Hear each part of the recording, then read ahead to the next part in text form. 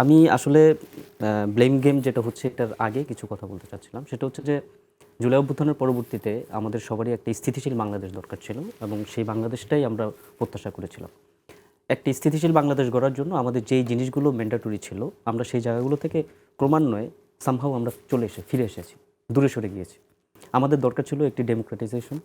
দেশটাকে যদি আমরা গণতান্ত্রিক করতে পারতাম, একটা নির্বাচনী ব্যবস্থার মাধ্যমে যেটা দ্রুত সময়ের ভিতরে যদি আমরা এটা একটা গণতান্ত্রিক সরকারের কাছে জিনিসটাকে হস্তক্ষেপ করতে পারতাম, তাহলে হয়তোবা আজকে আমাদের এই জায়গাটাতে দাঁড়িয়ে এই যে দূরত্বটা এটা আরও এত বেশি প্রকট হতো না।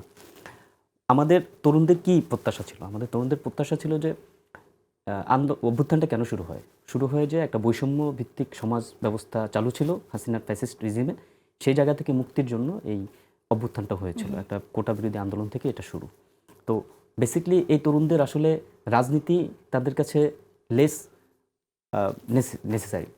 সবচেয়ে গুরুত্বপূর্ণ যে জায়গাটা সেটা হচ্ছে যে তাদের সোশ্যাল সেফটি, তারপরে তাদের জব, তাদের এমপ্লয়মেন্টের যে ব্যাপারটা, এটাকে একটা বৈষম্যমুক্তভাবে এটাকে যেন ইমপ্লিমেন্ট করা যায় এবং তাদের স্কিল ডেভেলপ করে তাদেরকে হচ্ছে একটা সামাজিকভাবে তারা যেন একটা মর্যাদাপূর্ণ জায়গাতে মর্যাদা নিয়ে যেন বাঁচতে পারে, সেই জায়গাটা থেকেই কিন্তু এই অভ্যুত্থানের শুরু। এবং আমরা যদি বলি যে জুলাই অভ্যুত্থানের চেতনাটা বেসিক্যালি কী, সেটা হচ্ছে এই সামাজিক মর্যাদা নিয়ে বাংলাদেশে বিলং করা, নিজের মাথাকে উঁচু করে বাঁচতে শেখা, এবং সেটার জন্য কিন্তু গণতান্ত্রিক প্রক্রিয়াটা খুব জরুরি। আপনারা জানেন এখানে যে আমাদের প্রতিবেশীর যে রাষ্ট্র আছে, আধিপত্যবাদী যে শক্তিটা আছে, তারা বাংলাদেশকে আসলে কি দেখতে চায়? তারা বাংলাদেশকে দেখতে চায় একটা আনস্টেবল কান্ট্রি হিসেবে। এখানে যদি ডেমোক্রেটাইজেশনটা হয় ঠিকঠাক, তাহলে রাষ্ট্রটা স্থিতিশীল হবে। ওই শক্তিটার মূল টার্গেট হচ্ছে এটাকে অস্থিতিশীল রাখা।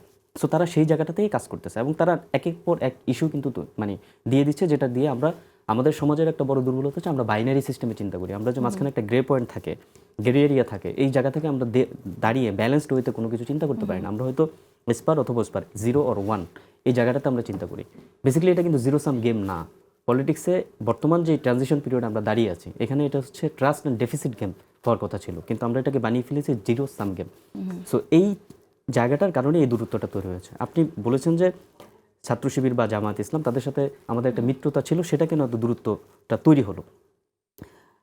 একটা কথা হচ্ছে, হ্যাঁ এটা সত্য যে আমরা দীর্ঘদিন যাবত একসাথে নির্বাচন করেছি, নির্বাচন পরবর্তীতে আন্দোলন সংগ্রামও করেছি একটা দীর্ঘ সময় পর্যন্ত। বিশেষ করে আমি যদি 2014 পর্যন্ত ধরি, 2014 পর্যন্ত জামাত এবং বিএনপি একসাথে কাজ করেছে।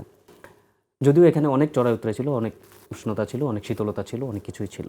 তারপরেও এখানে ঐতিহাসিকভাবে কিছু ভুল থাকতে পারে, আবার কিছু ভালোও থাকতে পারে, সেগুলোর জাজমেন্টে আমি যাব না। বাট আমরা জুলাই অভ্যুত্থানের পরে যে জিনিসটা দেখেছি, জুলাই অভ্যুত্থানের আগে আমরা 2014 পর থেকে 24 পর্যন্ত কিন্তু এই দলটির আমরা কোনো সাহায্য পাইনি। আমি ছাত্রদলের একজন কর্মী হিসাবে বলতে পারবো, আমাকে যখন আমরা যখন প্রতিনিয়ত মার খেয়েছি, গুলি খেয়েছি, ঠিক আছে, তখন কিন্তু আমি আমার পাশে কোনো ছাত্র শিবিরের ভাইকে দেখিনি। ট্রু, এটা আমি আমার পার্সোনাল অবজারভেশন থেকে আমি বলতে পারবো।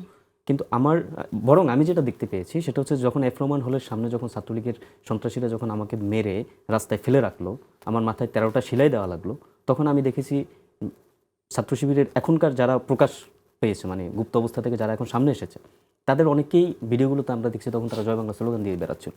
So how can I define যে আমাকে যারা আঘাত করেছে তারা যে ছাত্র শিবিরের কেউ ছিল না, এটা তো আমরা চিন্তা করতে পারছি না।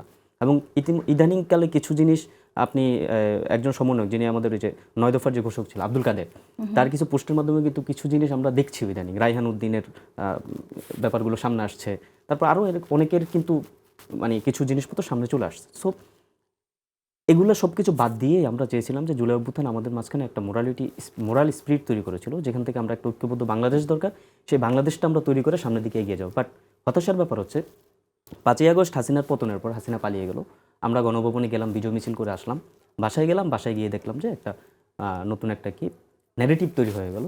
বাসায় গিয়ে মোবাইলটা অন করে দেখলাম যে একজনকে বিদায় দিয়েছি আরেকজনকে ক্ষমতায় দেওয়ার জন্য নয়, দুজনের ছবি দেওয়া, একটা শেখ হাসিনার ছবি আর একটা বেগম খালেদা জিয়ার ছবি দেওয়া। আমরা একটু অবাক হয়েছি।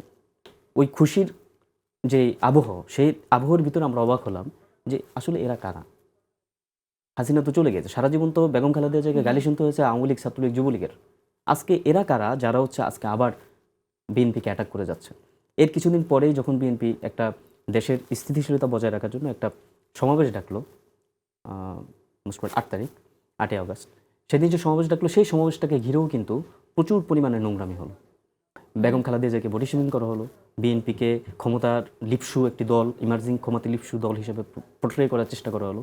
এবং পরবর্তীতে আমরা দেখলাম ঠিক যেই ন্যারেটিভগুলো আওয়ামী লীগের আমলে আমরা শুনেছি, যেমন তারেক রহমানকে খাম্বা বলা, মিস্টার 10% বলা, এই জিনিসগুলো মুহুর্মুহু এই ছাত্র শিবির এবং জামাত ইসলামের নেতাকর্মীদের মাঝ থেকে বারবার চলে আসছে। তাহলে এটা আমাদেরকে একটা শিক্ষা দেয়, আমি শেষ করে দেবো 1 মিনিটের ভিতরে, এটা আমাদেরকে একটা শিক্ষা দেয় যে আসলে যে আমরা বলি যে ছাত্রলীগ এবং ছাত্র শিবির মিলেমিশে ছিল, সেই মিলমিশে অর্থাৎ এমন একটা সহবত সঙ্গম তাদের মাঝখানে হয়েছে যেই ন্যারেটিভ ছাত্রলীগ ক্যারি করে গিয়েছে, সেই ন্যারেটিভের উত্তরসূরি হিসেবে ছাত্র শিবিরকে রেখে গিয়েছে, এবং এটাই হচ্ছে মার্জিন লাইন যেখানে আমাদের দূরত্বটা বেসিক্যালি তৈরি হয়েছে।